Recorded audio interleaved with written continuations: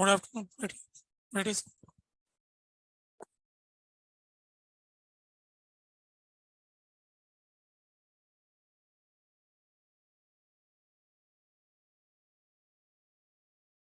क्या था अपना डिस्कशन? एक्सरसाइज 2 के साल।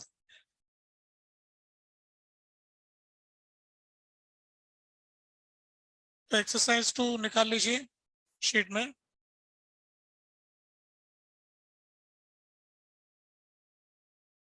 तो एक्सरसाइज 2 में पार्ट 1 में पहले ही नहीं हुआ। अरे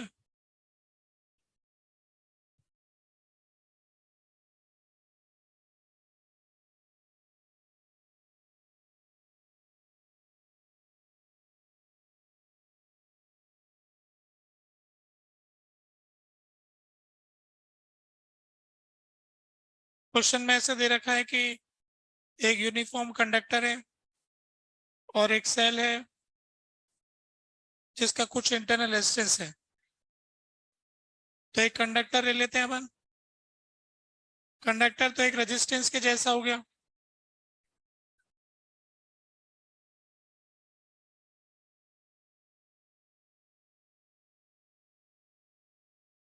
ये सेल हो गया। इस कंडक्टर के मिड पॉइंट से शुरू करना है, यहां से।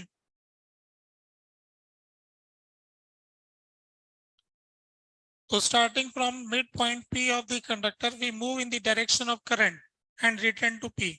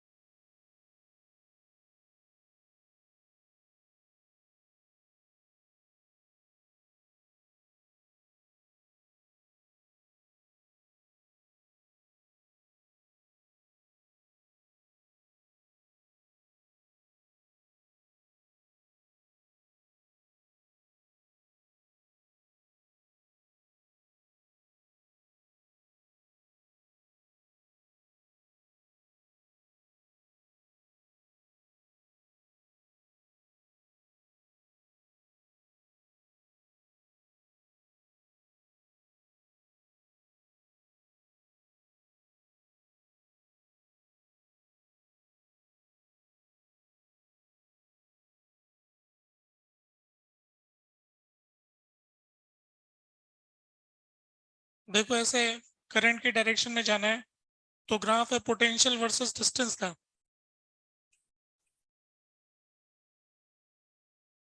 इस तरफ पोटेंशियल और इस तरफ एक्स। तो इस पॉइंट से आगे जाएंगे तो पोटेंशियल घटेगा।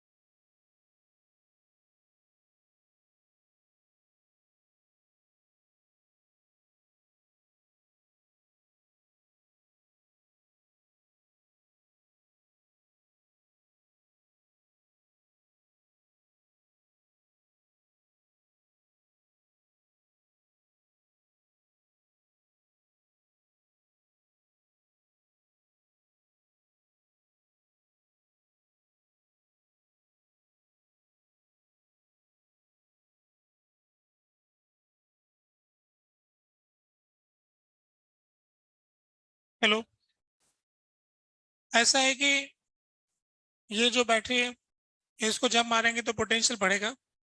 जैसे यहाँ पे 0 है तो यहाँ पर V मान लिया, फिर इसके अंदर जाएंगे तो आधे पे जाएंगे तो V/2 हो जाएगा, फिर 0 हो जाएगा। तो कोई एक वैल्यू होगी वहां से नीचे जाएगा, फिर उससे डबल ऊंचा जाएगा, फिर वापस वहीं तक आएगा। ऐसा होगा ना? ऐसा कौन सा है?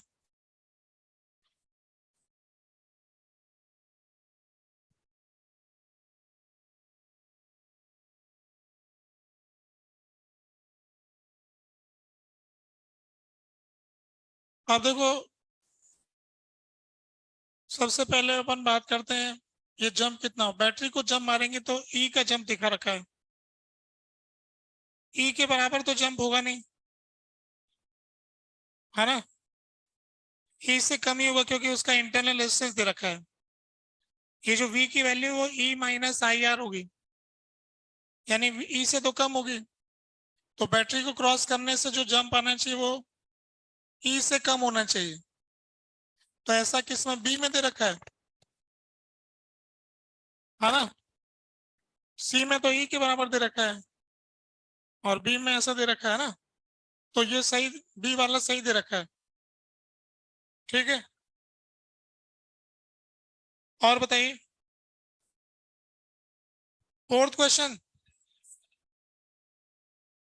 देखो कुछ लोगों से सेकंड भी नहीं हुआ होगा। सेकंड क्वेश्चन हो गया क्या? इसमें एक्चुअली जो अपन को R60 R100 ही दे रखा है ना, ये कब का रेजिस्टेंस है? देखो जो नोटेशन दे रखा है तब तो ये रूम टेम्परेचर का लिखा हुआ है, और वो जो पावर पे जब इस्तेमाल होता है तब वो हीटेड होता है। तो वो जो पावर के फॉर्मूले से आर निकालोगे वो तो उस समय का रेजिस्टेंस होगा जब वो गर्म होगा, और वो रेजिस्टेंस इस रेजिस्टेंस से डिफरेंट होगा, है ना? इसलिए इसमें अंतर आ रहा है। यानी कि R60 dash is equal to R60 × 1 plus alpha delta T1, R40 dash R40 × 1 plus alpha delta T2, और R100 dash R100 × 1 plus alpha delta T3। ये डिफरेंट डिफरेंट होगा ना?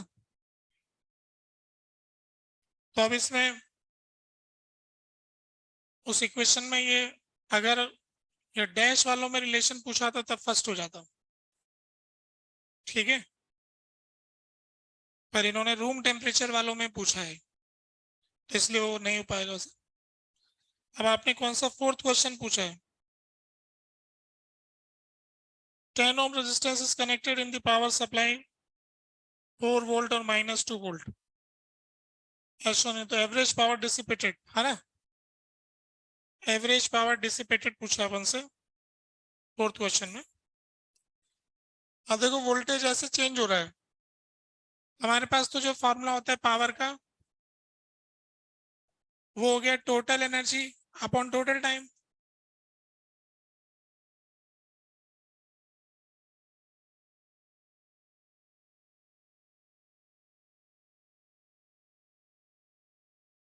तो इसमें जो पहले इसकी 4 का स्क्वायर है ना, तो 4² upon V² / R 10 into T1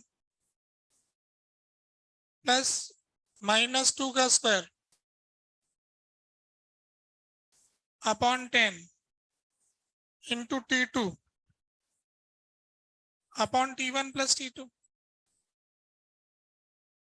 तो कितनी देर तक के लिए 4 है, कितनी देर के लिए 2 है, ऐसा निकल जाएगा। दिख रहा है ना डायग्राम? 0.1 सेकंड के लिए इतना है, 0.1 सेकंड के लिए, तो नीचे तो 0.2 आ गया और ऊपर दोनों का अलग अलग निकाल लिया हमने। तो इस तरह से फोर्थ क्वेश्चन हो जाएगा। और बताइए आगे फोर्थ के बाद क्वेश्चन नंबर 6। 100 वाट का बल्ब है, 60 वाट का बल्ब है, और 250 का सोर्स।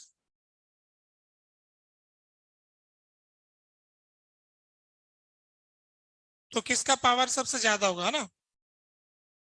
तो हम जानते हैं कि जिस बल्ब का रेजिस्टेंस, जिस बल्ब का पावर ज्यादा होता है उसका रेजिस्टेंस कम होता है।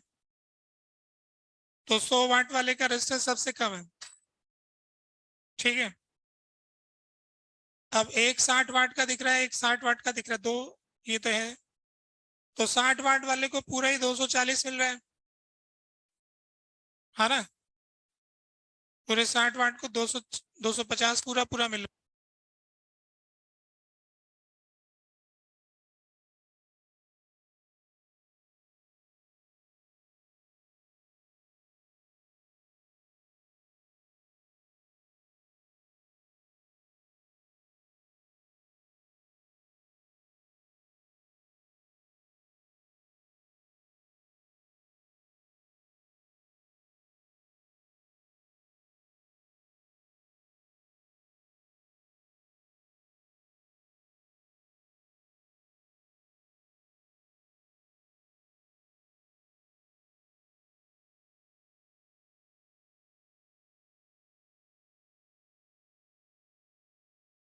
तो देखो अपन को इसमें ये पता करना है कि पावर किसका सबसे ज्यादा है।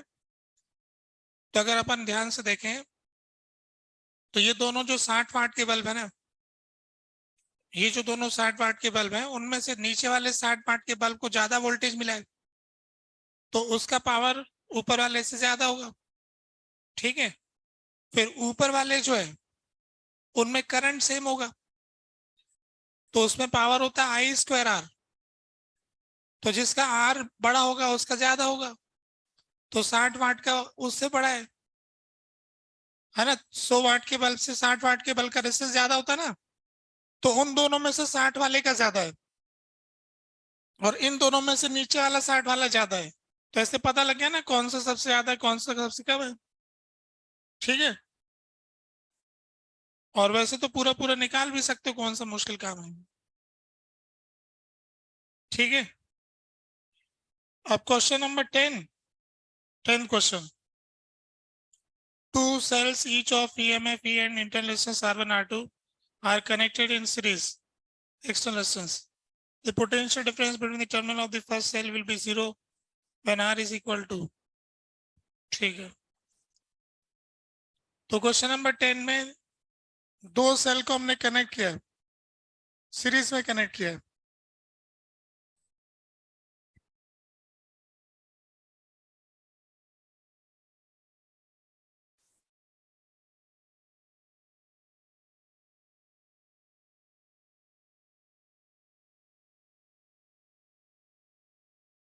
दो सेल को हमने सीरीज में कनेक्ट किया है। फर्स्ट सेल के अक्रॉस पोटेंशियल डिफरेंस जीरो है, ऐसा बोल रही है। तो इसके क्रॉस पोटेंशियल डिफरेंस हम जानते हैं ई माइनस आई आर होता है। इसके cross potential difference E minus I R, इसकी वैल्यू जीरो हो रही, IR1। तो ई minus IR1 equal to zero. I की वैल्यू हो गई E/R1। अब इस पूरे ब्रांच के अंदर आई का वैल्यू क्या होता है? दोनों का ई बराबर है क्या? ई दोनों का बराबर है। तो 2E/R+R1+R2, इसको बराबर कर देंगे E/R1। इधर उधर करना, सॉल्व हो जाएगा। तो छोटा तो सवाल है, जैसा बोला वैसा ले लिया, छोटा सा इक्वेशन लिख दिया। ठीक है, हो गया ना? और बताइए, आप पार्ट 2 में आना है। पार्ट 2 में कौन सा क्वेश्चन? 10th question. पार्ट 2 का 10वां सवाल देखते हैं पहले, फिर 6 में आएंगे। पहले 10 देख लेते हैं। Which of the following statements is are correct source of EMF?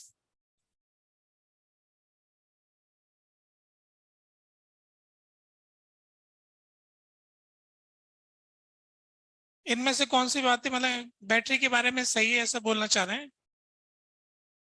inside the cell there is always an electrostatic field and a non-electrostatic field of equal magnitude and opposite direction.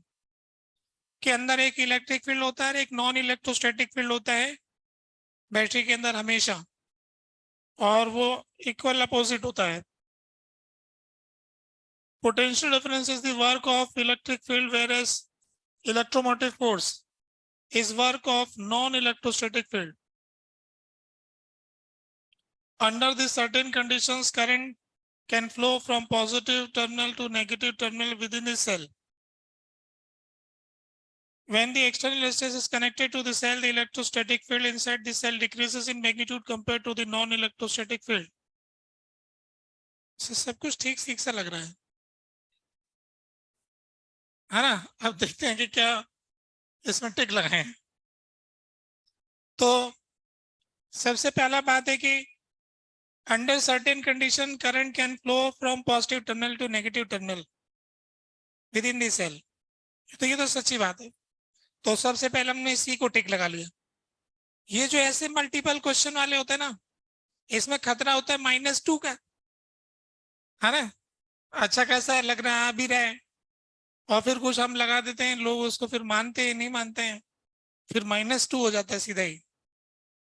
अब देखो, एक तो मैंने सी टिक लगाया, अभी देखो मुझे क्या मिलेगा, है ना? सी मैंने सेलेक्ट किया, फिर लिखा है कि potential difference is work of electric field, whereas the electromotive force is the work of non-electrostatic field.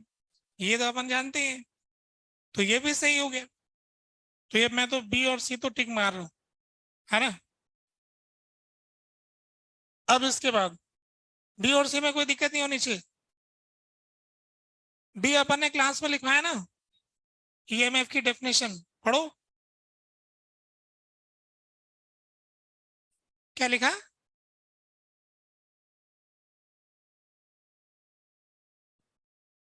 अच्छा, सच्ची बात कर रहे हो. ये कुछ लोग थोड़े ऐसे हैं मालूम.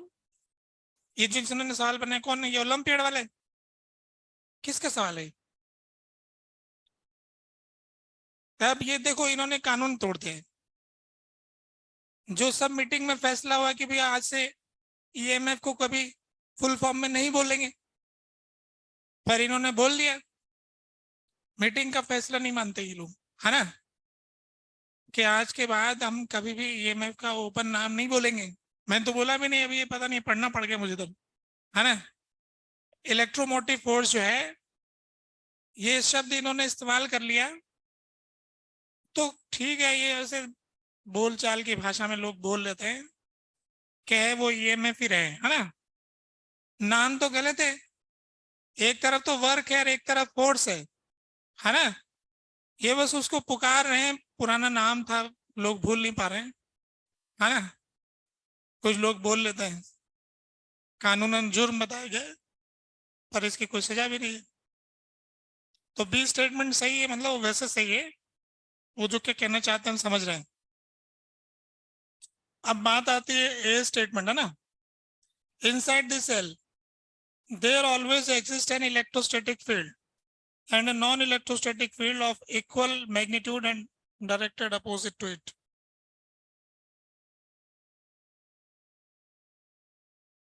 इसको टिक मारने में देखो, ये इन्होंने फील्ड वील्ड करके थोड़ा हमारे को दिक्कत में डाल दिया है. फोर्स वोर्स कहता है तो ये बराबर बैठते हैं.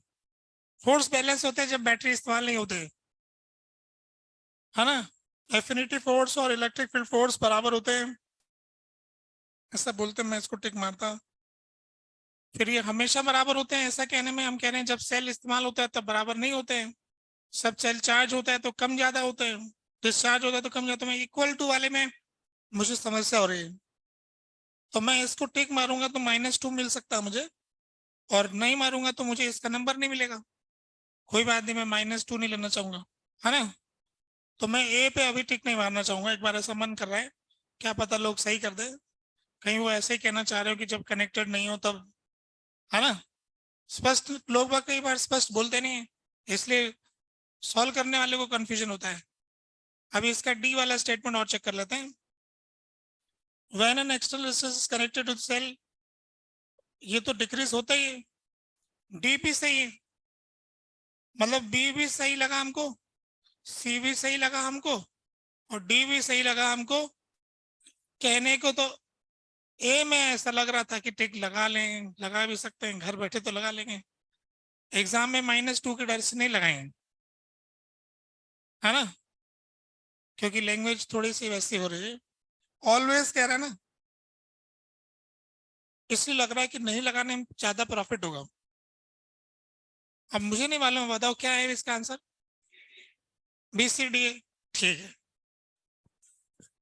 ठीक है तो फिर, है ना, ठीक है, फिर नंबर आगे। ऐसे एग्जाम में मतलब प्रॉब्लम होता है ये मल्टीपल करेक्ट आंसर टाइप में लैंग्वेज में समस्या आता है। इसके इक्वल कहने से हमारे को थोड़ा सा कॉन्फिडेंस आ रहा था क्योंकि दो केसेस में इक्वल नहीं था, वो ज्यादा भी हो जाता था, कम भी हो जाता था, है ना, चार्जिंग डिस्चार्जिंग में।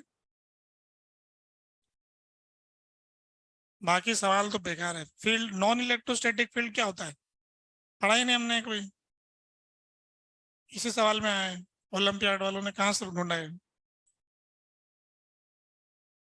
इस संसार में हमने ग्रेविटेशन फील्ड सुना है, और इलेक्ट्रिक फील्ड सुना है, और मैग्नेटिक फील्ड सुना है, ये तीन ही तरह के तो फील्ड सुन रखे हैं। और ये नॉन इलेक्ट्रोस्टैटिक फील्ड क्या है? मैग्नेटिक फील्ड होगा, इलेक्ट्रोस्टैटिक नहीं है। चलो ठीक है, और बताइए कुछ।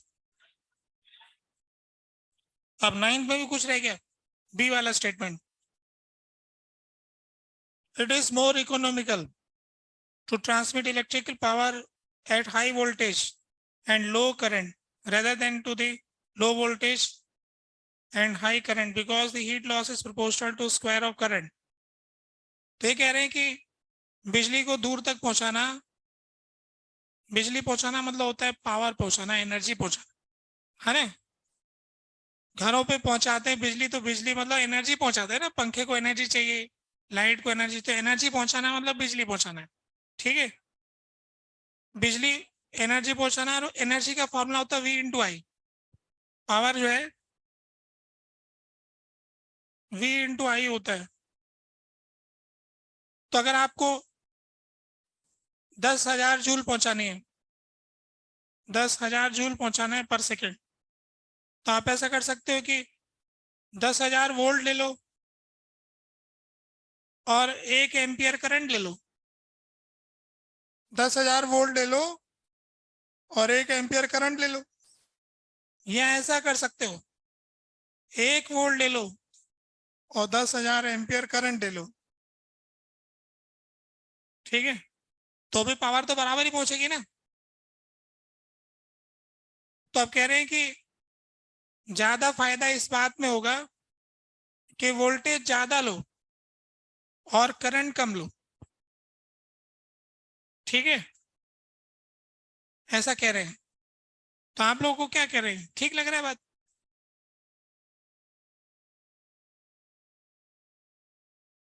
वो आपको ठीक समझ में तब तक नहीं आएगा जब तक घर में बिजली आती कैसे है उसका पता नहीं लगेगा।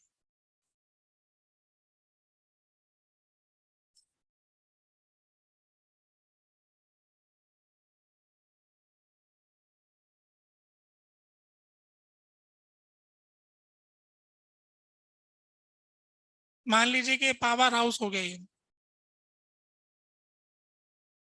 और ये मान लेते हैं अपना घर हो गया, पावर हाउस से खंभों से होती हुई घर में आ गई सीधी बिजली। अब अगर हमने बिजली पैदा करने वाले घर में वोल्टेज ज्यादा पैदा करवाया, इस पॉइंट का 0 और इस पॉइंट का 10,000 वोल्ट, ठीक है, तो इसमें करंट आया 1 एम्पियर, इधर आया 1 एम्पियर, तो जो घर तक पहुंचेगा इस जगह का वोल्टेज जो आएगा 10,000 -IR, -1 इंटू इसका रेजिस्टेंस, जो रास्ते का रेजिस्टेंस है, इधर 0 है तो 0 + IR, 1 इंटू R, तो इस घर में पहुंचने वाला वोल्टेज कितना आएगा, इसका डिफरेंस आ जाएगा। तो जो रास्ते में नुकसान होगा वो क्या होगा, I²R। ये रास्ते में जो नुकसान होगा वो 1² इंटू R है ना। अगर आपने घर में ऐसे बिजली पहुंचाई तो अब आप इसका दूसरा काम कर सकते हो कि वोल्टेज तो कम रखो, 1 ही वोल्ट रखो, फिर तो पता नहीं वहां वोल्टेज माइनस की हो जाएगी, है ना। 1 वोल्ट तो पहुंचा ही नहीं पाओगे घर तक। अगर वोल्ट मैंने 1 रखा और करंट 10,000 रखा तो 10,000 इंटू 1 ओम का रेजिस्टेंस हो गया, तो माइनस वोल्टेज पहुंच जाएगा उधर, है ना। पता नहीं कैसे पहुंचेगा, घर में बिजली भी नहीं पहुंचाएगा। और रास्ते का नुकसान होगा 10,000 का स्क्वायर इंटू R। वो जो वायरिंग में करंट जाएगा ना पूरे बिजली वाले, उसका करंट इतना ज्यादा होगा और इतना लंबा तार है, यहाँ से वहां शहर से शहर जा रहा है, उसका कुछ रेजिस्टेंस होगा। कितना रेजिस्टेंस आ जाएगा वायर का, उसका ज्यादा करंट का स्क्वायर इंटू R करेंगे तो जितनी बिजली पैदा करेंगे ना उससे ज्यादा का नुकसान दिख रहा होगा। ऐसा लग रहा होगा कि 200% का नुकसान हो रहा है, जितना पैदा करें घर तक तो पहुंच ही नहीं पा रहे। तो शुरुआत में जब बिजली बनाई गई थी, बिजली बनाने का काम किया था फेराडे ने। फेराडे ने जब पहली बार अपने बिजली लैब में बनाई थी, तब वहां उनकी लैब में प्रधानमंत्री इंग्लैंड की विजिट करने आए थे। तो उस जब उनकी विजिट किया तो प्रधानमंत्री जब कोई काम करते तो अखबार में खबर छपती रहती कि आज बूढ़े लोगों से मिलने गए थे, आज वैज्ञानिक लोगों से मिलने गए थे, आज सैनिकों के घर पे रोटी खाई थी, है ना। तो जब वो फेराडे के घर पे गए थे तो अखबार में फोटो छपा था, तो उसमें फिर फेराडे का भी फोटो छपा था, फिर फेराडे का स्टेटमेंट लिखा हुआ था। फेराडे से विज्ञान प्रधानमंत्री पूछ रहे हैं कि ये क्या है, तो फेराडे ने जवाब दिया कि सर ये ऐसा काम किया है मैंने कि आने वाले टाइम में आप इसके नाम पे जनता से टैक्स वसूल करेंगे, क्योंकि वो फेराडे को पता है कि प्रधानमंत्री की तो टैक्स ही समझ में आता है, कैसे पैसा जनता से लिया जाए, हमें कैसे देश चलाया जाए। तो आज हम जानते हैं कि बिजली के बिल के साथ गवर्नमेंट का टैक्स आता है। अभी राजस्थान सरकार ने जो बिल दिया है ना, उसमें 42% टैक्स दिया है। जिसका 1,000 का बिल है ना, उसको मतलब लगभग मान लो उसका 42% जोड़ करके, कि वो चुनाव आ रहा है तो थोड़ा चंदा चाहिए, है ना, बिल जमा करो। तो अभी लेटेस्ट बिल में कई लोगों ने बताया मुझे, तो कहने का मतलब है कि वो जो फेराडे इतने तेज दिमाग के थे कि उस समय बिजली पैदा ही नहीं हुई थी, लैब में बन रही थी, और उन्होंने प्रधानमंत्री से स्टेटमेंट दिया कि वो काम किया है जिसका पे आप टैक्स भरेंगे। आज हम समझ रहे हैं सच में बोल इतना दूर की सोचते हैं वो, या 1800 की बात है कब की, तब उन्होंने बोला था। फिर उनके तो कई वर्षों तक तो बिजली को घर तक लाने में दिक्कत आई। फिर इसके बाद हमारे घरों तक जो बिजली पहुंचाने का जो काम किया है वो टेस्ला ने किया है। टेस्ला ने खूब ज्यादा लड़ाई लड़नी पड़ी टेस्ला को, लोगों ने बहुत विरोध किया, बड़ी बड़ी कंपनियों ने उसको डराने की कोशिश करी। कंपनी वाले चाहते थे कि बैटरी खरीद ले सब लोग, है ना, सबके घरों में बैटरी पहुंचाएंगे, डिस्चार्ज होगी, हमारी कंपनी बढ़िया चलेगी, ज्यादा से ज्यादा बैटरियां बिकेंगी, जनरेटर बिकेंगे। पर टेस्ला ने कहा नहीं, मैं इसको डीसी को नहीं चलाऊंगा, एसी चलेगी। फिर इसके लिए उन्होंने ये ट्रांसफार्मर वगैरह होते हैं ना, इनका विकास किया। 3 फेज सप्लाई, 3 फेज सप्लाई, ये जो बीच का नुकसान होता है, इस नुकसान को बचाने के लिए ट्रांसफार्मर जरूरी था। ये जो इतना अधिक नुकसान हो रहा था कि घर पे बिजली पहुंच ही नहीं रही थी, तो इन सब के लिए कुछ क्रिएटिव आदमी की जरूरत थी। तो ये सारा काम फेराडे ने मतलब टेस्ला ने किया, और फाइनली घर तक बिजली पहुंचाया, और इन सारी कंपनियों का हालत खराब कर दिया कि नहीं चलेगी तुम्हारी बात। तो उस मामले में टेस्ला एक न क्रांतिकारी टाइप के आदमी थे। तो ये उन्हीं की वजह से ये जो नुकसान है ना बीच वाला, ये घट गया। अभी भी 30% का नुकसान होता है, 20% की चोरी होती है, 50% का बिजली का पैसा गवर्नमेंट, जो 50% की बिजली खर्च करते हैं वो 100% का बिल भरते हैं। यानी जो बीच के जो देखो जो पैदा कर रहा है उसको तो उतना खर्चा चाहिए ही चाहिए, उसके बगैर सिस्टम क्लोज नहीं चलेगा। जितना खर्च हुआ उतना पैसा नहीं मिला तो मामला रन नहीं करेगा ना, राउंड साइकिल कंप्लीट नहीं होगा। तो जो बाकी के लोग हैं उनको 100% का बिल भरना पड़ता है। तो ये नुकसान वाला पॉइंट इकोनॉमी वाला समझ में आ गया आपको? और बताइए फिफ्थ क्वेश्चन। क्या माधव पीछे पीछे किसके जा रहे हैं? अच्छा, एक बल्ब जिसको कनेक्ट किया ideal battery of 10 volt so that the resulting current is 10 milliampere. When the bulb is connected to this, current is this. Choose the correct alternative.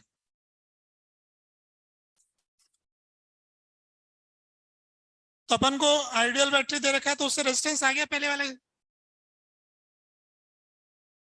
अब उससे अपन को एसी सोर्स का अपन को पता लग गया,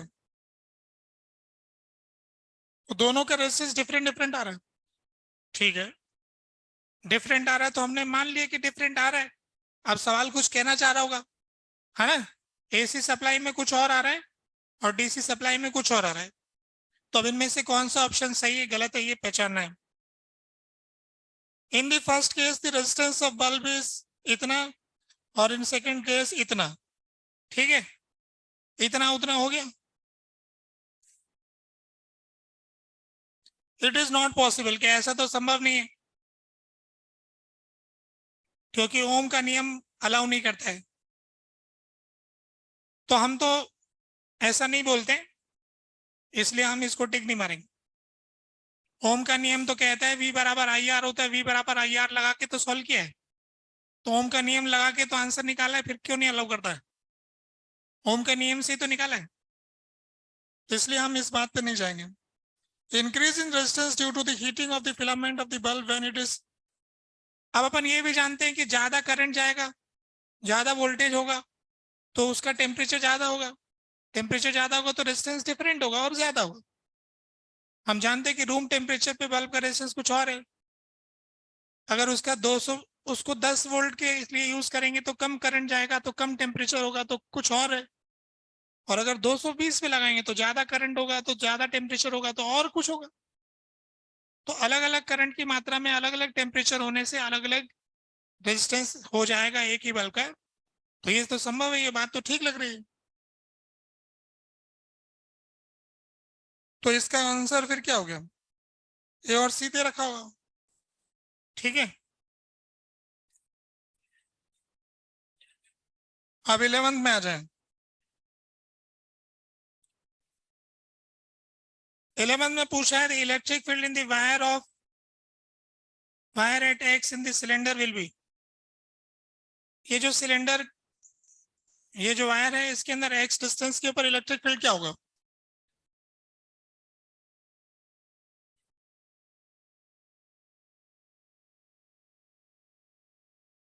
हमारे पास फॉर्मूला होता है J बराबर 1/ρ × E। तो J तुम जानते हो, E तुमसे पूछा है, रो तुमको दिया है।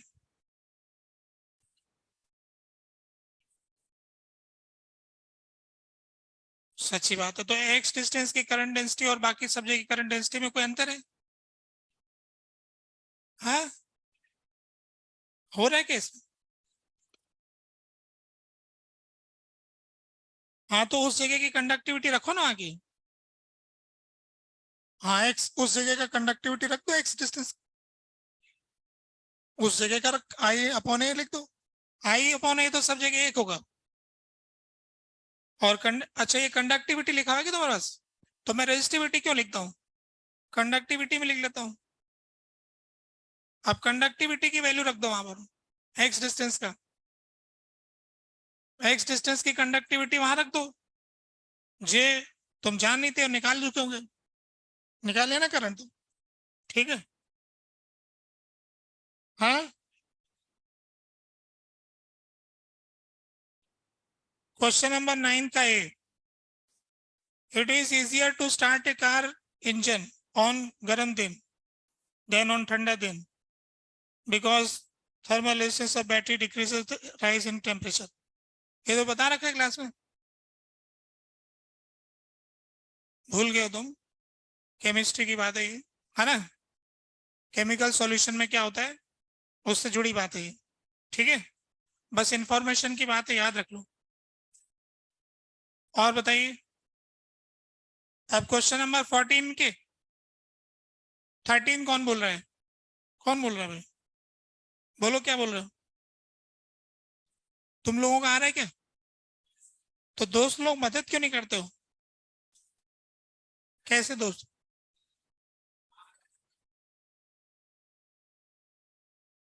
तुम तो बता सकते हो सही, तुमने तो होमवर्क नहीं किया। अच्छा ये बताओ भाई, किस किसने होमवर्क किया है, इतने लोग हैं। अब जो जो नहीं करके उन सब लोगों को अपन को थैंक यू बोलना है ना। जो आईआईटी की जो तैयारी है ना, ये एक मतलब क्या कहते हैं, कुछ फिक्स सीटों को प्राप्त करने की तैयारी है। ऐसा नहीं कि हमें कोई एग्जाम पास करना, हमें कुछ नंबर लाने हैं, हमें लोगों से ज्यादा नंबर लाने हैं। तो कोई भी एक विद्यार्थी एक सवाल कम कर रहा है, तो कम से कम आपके कंपटीशन में तो आउट होता ही जा रहा है, तो उसको तो थैंक यू देना बनता है ना। रोज देना चाहिए, जो लोग ना करके हैं। ठीक है, वही तो अपने सहारे हैं, क्योंकि हमारे साथ कंपटीशन में वही तो आने वाले हैं। फिर अगले साल हम तो कॉलेज चले जाएंगे, फिर करते रहेंगे किसी से भी कंपटीट, है ना, जो लोग कर रहे हैं मेहनत। तो अभी क्या कह रहे हो, अब तुम कुछ पूछना चाह रहे हो क्या।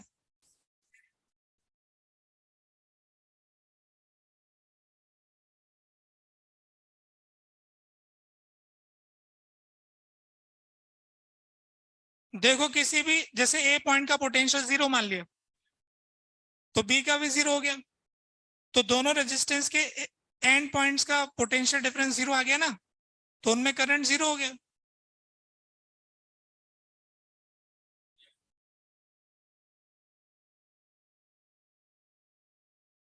जो रेजिस्टेंस है उन दोनों के एंड पॉइंट का पोटेंशियल डिफरेंस जीरो है, तो करंट जीरो हुआ कि नहीं हुआ, तो बस सारा करंट इधर निकल गया। और क्या चाहिए, और बताइए भाई। 14 क्वेश्चन हो गया, और इसके आगे पार्ट 3 में आ जाए। कहाँ पे दिया है। अच्छा, अर्थिंग करते हैं तो क्या होता है, करंट जाएगा कि नहीं जाएगा।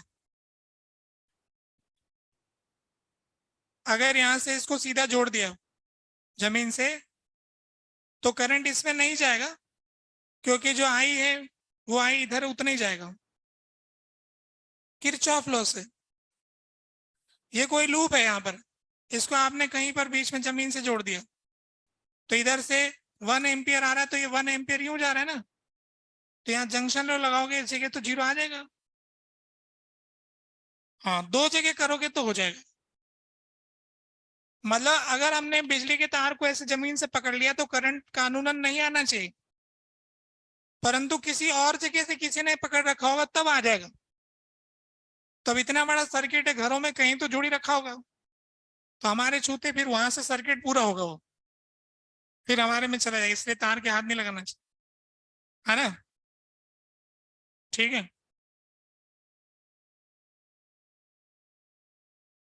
एक एक इसमें तार के बारे में एक आदमी की भी स्टोरी है कि भाई वो एक आदमी जीवन से परेशान होकर बिजली के तार के हाथ लगाता है, हाई वोल्टेज के तार को ऐसे पकड़ लेता है। मतलब देखो उसकी उम्र कितनी बीत जाती है, फिर जीवन में परेशान होकर के एक सोचता है कि मैं बिजली के तार पकड़ लेता हूँ, तार पकड़ लेता हूँ, तो उसे पता लगता है कि उसे करंट ही नहीं आ रहा है। फिर उसे पता लगा कि भगवान ने उसे विशेष बनाया है कि उसे करंट आ नहीं सकता है। फिर उसकी बॉडी का चेकअप करते हैं डॉक्टर, लोगों को समझ नहीं आता इससे क्या चक्कर है, इससे करंट आता नहीं, तो फिर वो हाई वोल्टेज के तार के ना फिर प्रदर्शनी करने लग जाता है, जगह जगह दिखा, देखो मैंने पकड़ लिया।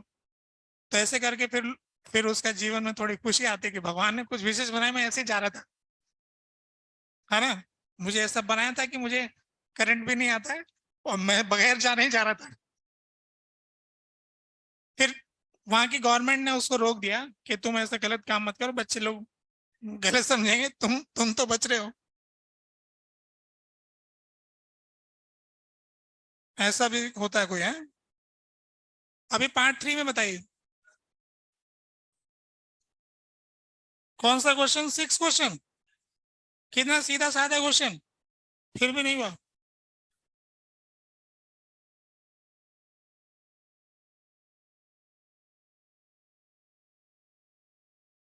ऐसा कुछ है? अब देखो इनके बीच में कनेक्ट करना है ना, ऐसे बैटरी जोड़ दिया तो जो करंट यहां से जाएगा उसको दो बराबर के रास्ते मिलेंगे, तो ये I/2 इधर होगा, I/2 इधर होगा, इन दोनों पॉइंट का पोटेंशियल बराबर हो जाएगा। इन दोनों पॉइंट का पोटेंशियल बराबर होता है तो ये बीच का रेजिस्टेंस गायब हो जाता है, और बीच का रेजिस्टेंस गायब हो जाता है तो ये सब सीरीज पैरेलल हो जाता है। अब बात है कि लोगों को लेंथ वेंथ निकालना आता है कि नहीं आता, ज्योमेट्री वोमेट्री लगाना आता है, फिर तो हो जाता है। फिर तो क्या रहता है, देखो ये दोनों सीरीज में, फिर ये दोनों सीरीज में, फिर ये इसके साथ पैरेलल में, ये फिर इसके साथ पैरेलल में, फिर ये तीन सीरीज में आ जाएंगे। ऐसा कैसा इधर वाला हो जाएगा, आधा हो जाएगा उसका। हाँ, सीधा साधा ये।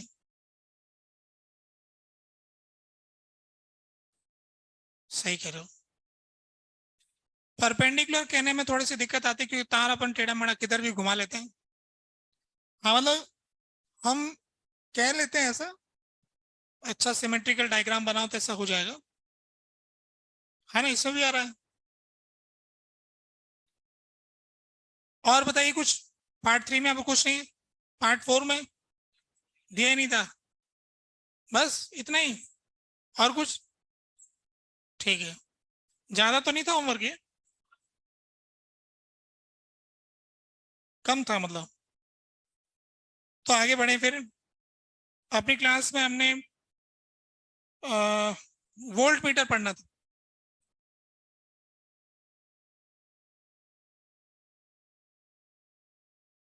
वोल्ट मीटर, वोल्ट मीटर क्या होता है?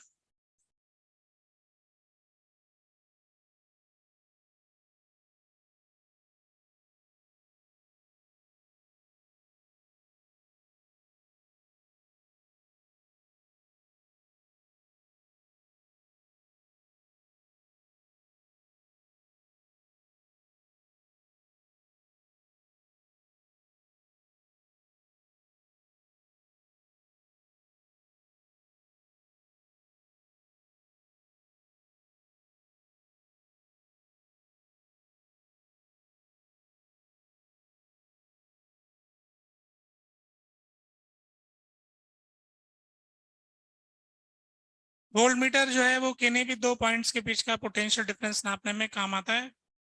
जैसे मान लीजिए कि ये कोई बैटरी है, ये कोई रेजिस्टेंस है, ये कोई रेजिस्टेंस है, ये कोई रेजिस्टेंस है, ये कोई रेजिस्टेंस है।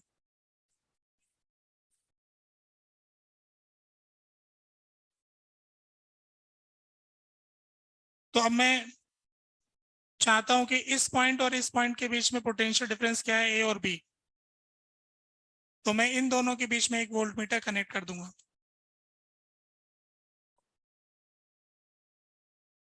तो वोल्ट मीटर की रीडिंग जो होगी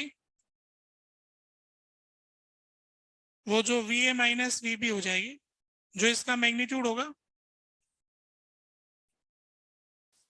उसके बराबर हो जाएगी।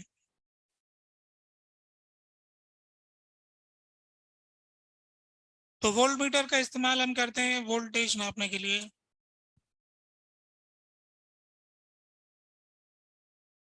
सिंबॉलिक रिप्रेजेंटेशन तो दिखाई दिया, वोल्ट मीटर को V से दिखाते हैं हम। अगर वोल्ट मीटर में हम प्लस माइनस साइन भी दिखा रखा है तो इसका मतलब वो एक ही डायरेक्शन के लिए इस्तेमाल हो सकता है, दूसरे डायरेक्शन में काम नहीं करेगा। वोल्ट मीटर जो होता है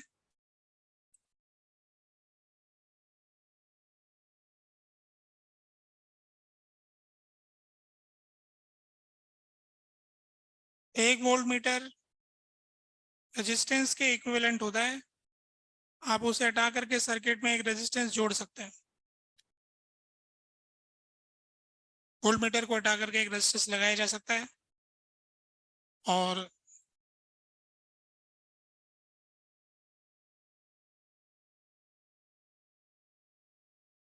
resistance of ideal volt meter is infinite. यानी अगर आइडियल वोल्ट मीटर दे रखा है तो आप इसे ओपन सर्किट से रिप्लेस कर सकते हो, या उस जगह इनफाइनाइट रेजिस्टेंस दिखा दो। ओपन सर्किट का मतलब होता है कि बीच में हवा आ गई और हवा का रेजिस्टेंस इनफाइनाइट है ना, खाली तोड़ दिया तार, मैंने बीच में एयर आ गई तो एयर का रेजिस्टेंस काफी ज्यादा है तो इनफाइनाइट हो।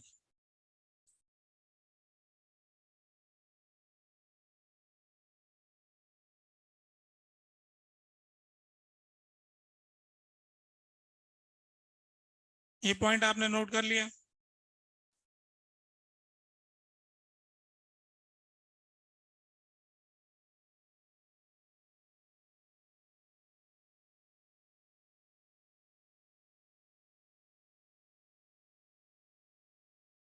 है ना,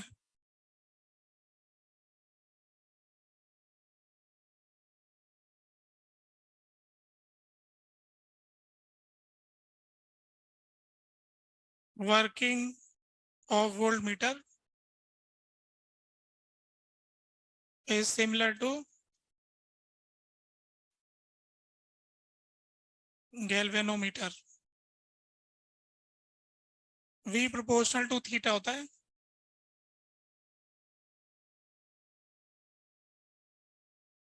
A galvanometer can be converted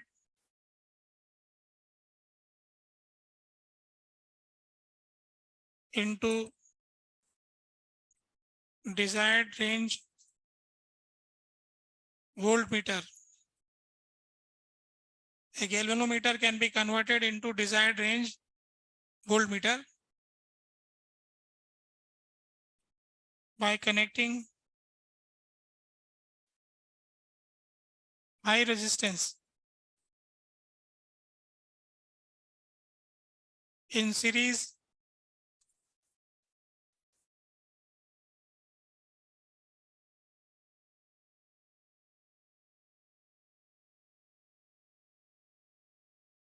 with coil of galvanometer।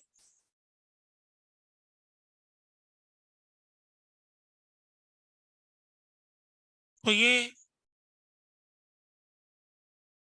मान लीजिए कि एक रेजिस्टेंस है हमारे पास सीरीज में लगाने वाला, और ये गैल्वेनोमीटर है, तो ये मिला करके बन जाता है वोल्ट मीटर।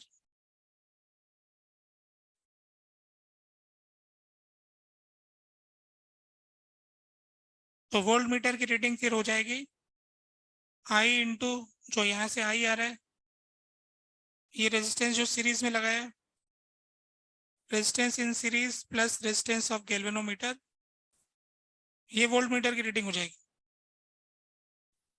ये बन गया वोल्ट मीटर।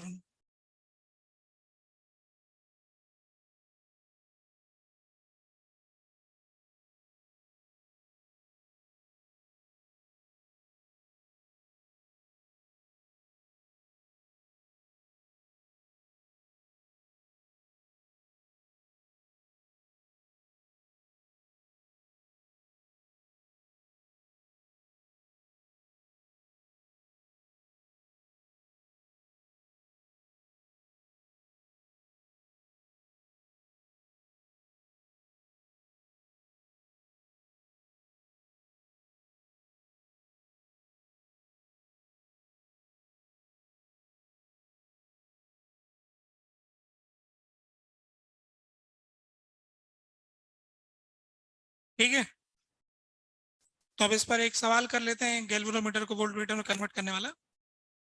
तो इसके लिए क्वेश्चन लिख लेते हैं, यहीं पे बताता हूँ।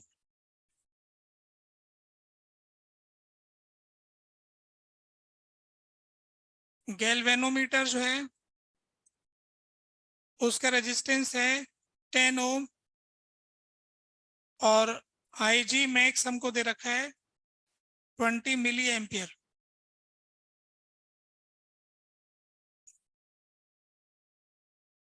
is to be converted into voltmeter to measure voltage up to 250 volt. Find resistance required.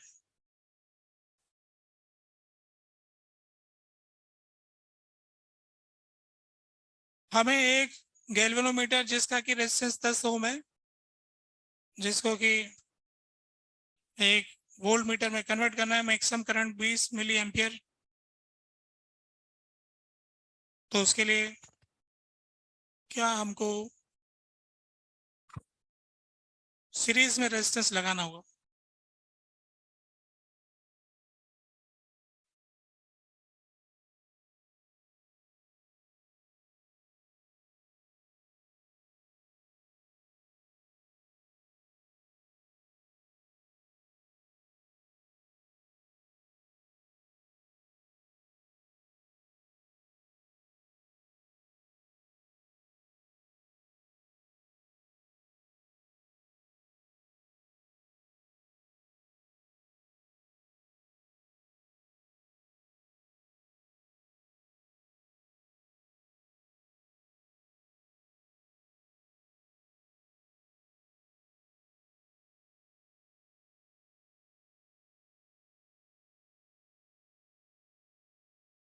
हो गया ना।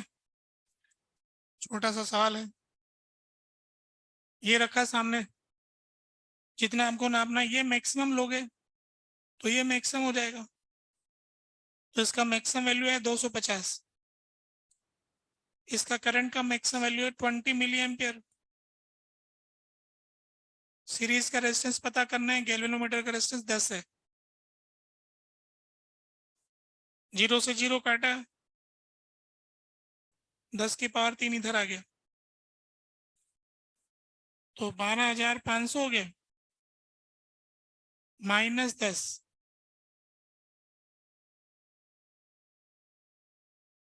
12,490। ऐसा है, 12,490 ओम का रेजिस्टेंस सीरीज में लगा दीजिए। यही गैल्वेनोमीटर कन्वर्ट हो गया। अब उसका स्केल चेंज करना पड़ेगा ना।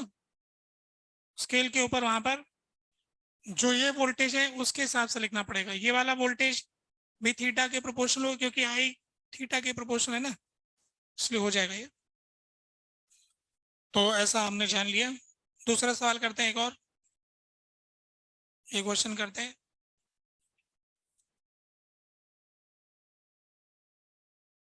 ये 10 वोल्ट है, ये 2 ओम है। किसी ने गलती से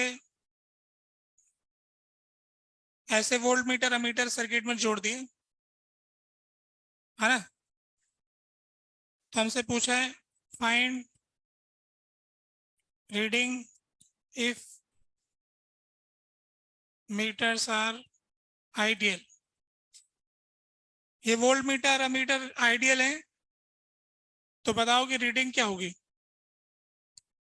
वोल्ट मीटर की रीडिंग क्या होगी, अमीटर की रीडिंग क्या होगी।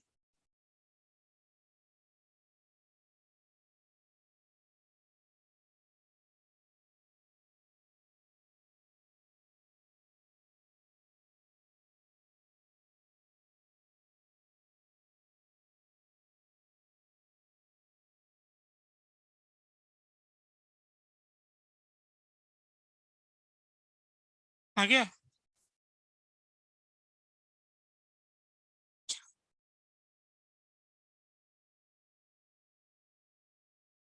तो इसका सॉल्यूशन देखते हैं। हम ही जानते हैं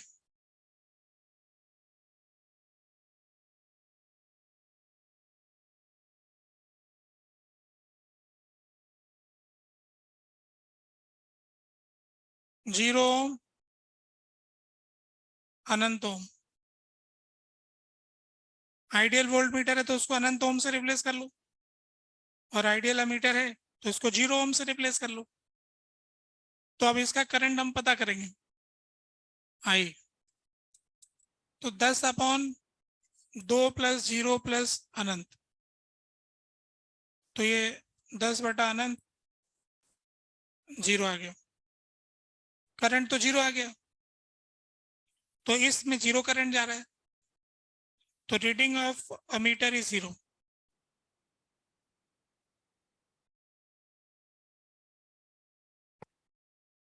अब वोल्ट मीटर की रीडिंग चाहिए, तो इन दोनों पॉइंट्स के बीच का पोटेंशियल डिफरेंस चाहिए, ए और बी, है ना।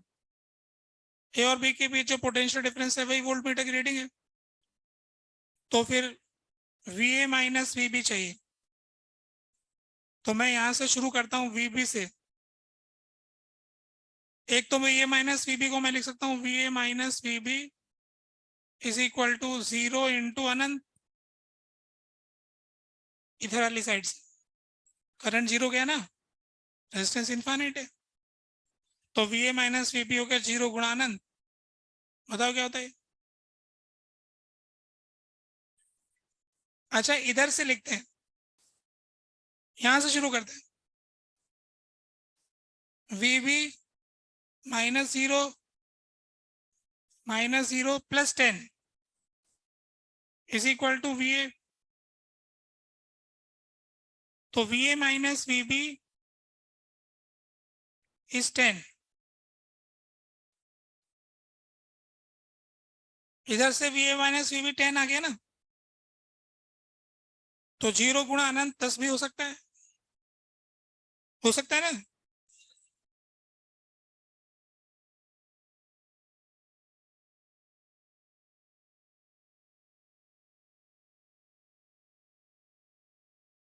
है ना, कोई प्रॉब्लम नहीं है। ठीक है, तो इस तरीके से नहीं निकलता है तो दूसरे तरीके से निकला है। केवीएल को तो फॉलो करना पड़ेगा ना, तो केवीएल फॉलो करेंगे तो पूरे लूप में केवीएल की इक्वेशन लगाएंगे तो यहाँ से ऐसा आ ही जाएगा। मतलब आप उसको पूरा यहाँ से शुरू करोगे तो ऐसे आएगा वी बी -0 प्लस 10 -0 इंटू अनंत, है ना, इक्वल टू वी बी। यहाँ पहुंच गया ना, तो वी बी कट गया, तो 0 इंटू अनंत बराबर 10।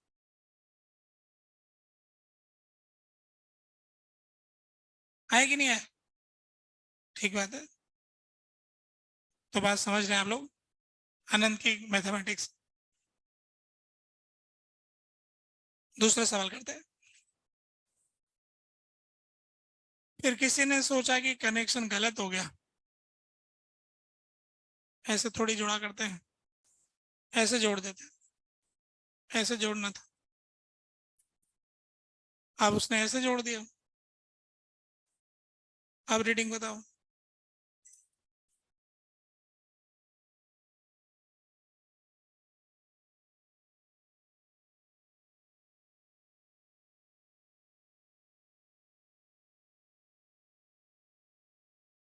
अमीटर वोल्ट मीटर को आइडियल मान लेना भाई।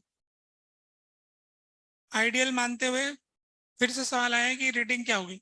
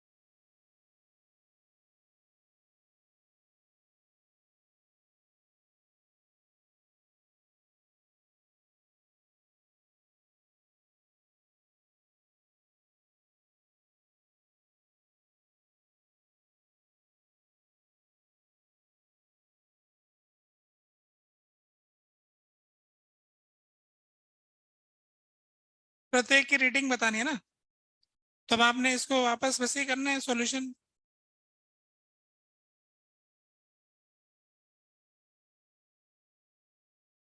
ये 10 हो गया, ये 2 हो गया, ये 0 ओम और ये अनंत ओम। ठीक है, अब यहां से करंट आई आ गया, इधर I1, इधर I2। ठीक है, अब हम KVL लगा देते हैं इस वाले लूप में। तो इधर से इधर गए, I2 इंटू अनंत, I2 इंटू अनंत माइनस का, plus 0 into I1 equal to 0।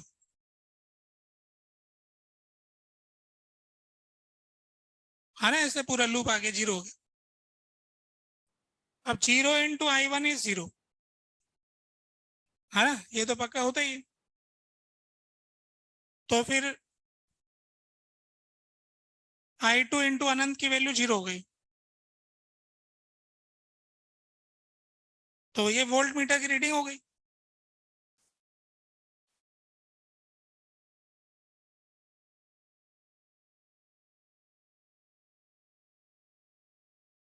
अब ये इसकी रीडिंग चाहिए, अब इसमें KVL लगाते हैं। तो इसमें KVL लगाएंगे तो ये प्लस माइनस, -2I प्लस 10, ये तो 0 हो ही गया, इक्वल टू 0। तो I की वैल्यू क्या आ गई, 5। तो I की वैल्यू 5 आ गई। अब अपन जानते हैं कि जब I2 इंटू अनंत 0 है तो पक्का I2 0 होगा, क्योंकि some other thing is into अनंत तो कुछ और हो जाएगा। तो I2 इससे 0 पता लग गया, तो I2 0 हो गया, तो फिर I1 5 हो गया, तो फिर रीडिंग ऑफ अमीटर क्या हो गया, 5 हो गया। अब देखो, भोले लोग ऐसा नहीं करते हैं, ये बुद्धिमान लोगों का रास्ता है। भोले लोगों के लिए क्या करना है कि जहां भी वोल्ट मीटर आए उसमें सर्किट को, इसको सीधा तार बना देना, इसको ओपन सर्किट बना देना, है ना, ऐसे करके सॉल्व करना, ऐसा अच्छा लगेगा।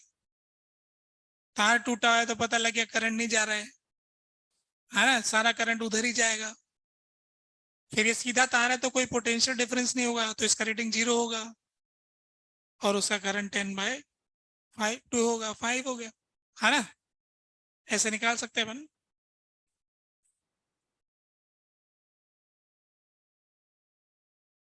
हमको दिया है ऐसा है कि 1 वोल्ट मीटर है यहाँ पर,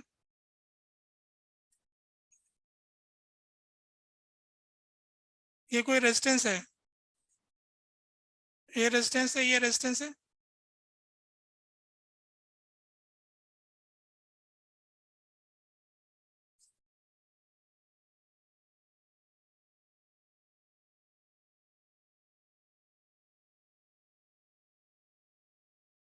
यहाँ पर 1 वोल्ट मीटर लगाया V2, यहाँ 1 वोल्ट मीटर लगाया V3, यहाँ 1 वोल्ट मीटर लगाया V1।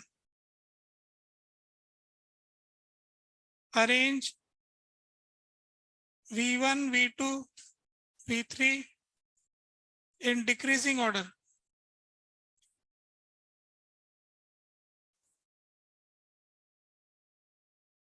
करंट यहाँ से जा रहा है, यहाँ जा रहा है, यूं करंट आकर के उधर जा रहा है,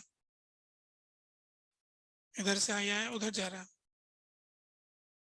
घटते क्रम में V1 V2 V3 को अरेंज कीजिए, मीटर को आइडियल मान लीजिए, आइडियल वोल्ट मीटर दे रखा है,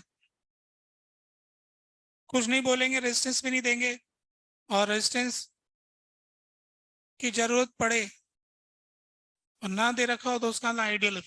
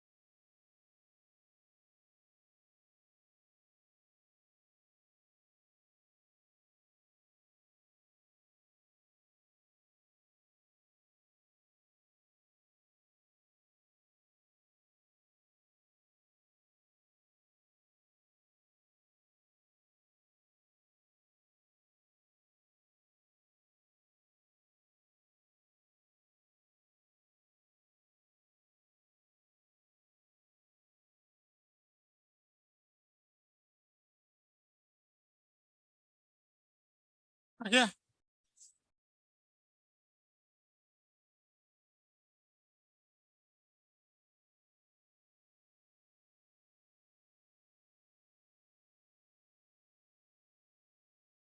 भोले बच्चों के लिए तो एक कठिन सा सवाल है। चालाक बच्चा तो समझ जाता है कि ये दोनों तो पैरेलल में, इनकी रीडिंग तो बराबर होगी, V2 बराबर V3 तो होगा ही। भोला तो ये भी नहीं सोच पाएगा। हाँ ना, वो देखेगा उधर तो कुछ और रेजिस्टेंस है, इधर तो कुछ और रेजिस्टेंस है, कुछ तो अलग होता ही होगा। है ना। पर ये दोनों तो पैरेलल में है। पैरेलल में वोल्टेज सेम होता है, तो वोल्टेज सेम होता है तो रीडिंग V2 V3 तो बराबर होने का था। अब रह गई बात कि V1 का क्या होगा। तो हम जानते हैं कि 3 और 6 का मिला के 2 होता है। 3 और 6 मिला के 2 हो जाते हैं। 3 × 6/3 + 6 = 2। ये भी 2, वो भी 2। तो इन दोनों को जब इक्विवेलेंट से रिप्लेस करेंगे तो दोनों में करंट सेम जाएगा, तो फिर इन दोनों का बराबर होगा। तो उसके वोल्टेज और इन दोनों के इक्विवेलेंट का वोल्टेज बराबर होगा। और पैरेलल कॉम्बिनेशन में इक्विवेलेंट का वोल्टेज वही होता है जो सबका क्रॉस वोल्टेज होता है। इसका मतलब सब बराबर हो गया। तो इसका मतलब V1 बराबर V2 बराबर V3 हो गया। अब ये 5:30 बजे कितना बजे है?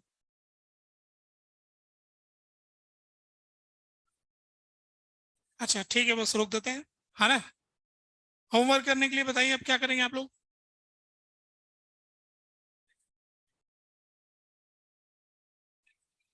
एक्सरसाइज 3 में कीजिए आप, पार्ट 2 कर लीजिए पूरा ही। है ना। पार्ट 2 बोल रहा हूँ, पार्ट 1 नहीं कर रहा हूँ। उसमें कोई इंस्ट्रूमेंट जो नहीं पढ़ा है उसका सवाल होगा वो छोड़ देना। ठीक है। जो इंस्ट्रूमेंट हमने वोल्ट मीटर तक तो पढ़ा ही दिया, उसके अतिरिक्त और क्या करोगे उसका पार्ट 4। एक्सरसाइज 2 का पार्ट 4 आपने नहीं किया था ना। उसमें कितने मैं बताता हूँ साल छांट के। देख रहा हूं मैं कितने एक सवाल है। हाँ तो आपको मैं पूरे करने के लिए नहीं बोलूंगा, पार्ट 4 के 7 क्वेश्चन कर लेना। ठीक है। और उसके अंदर कितने सवाल है? ठीक है, ठीक हो जाएंगे।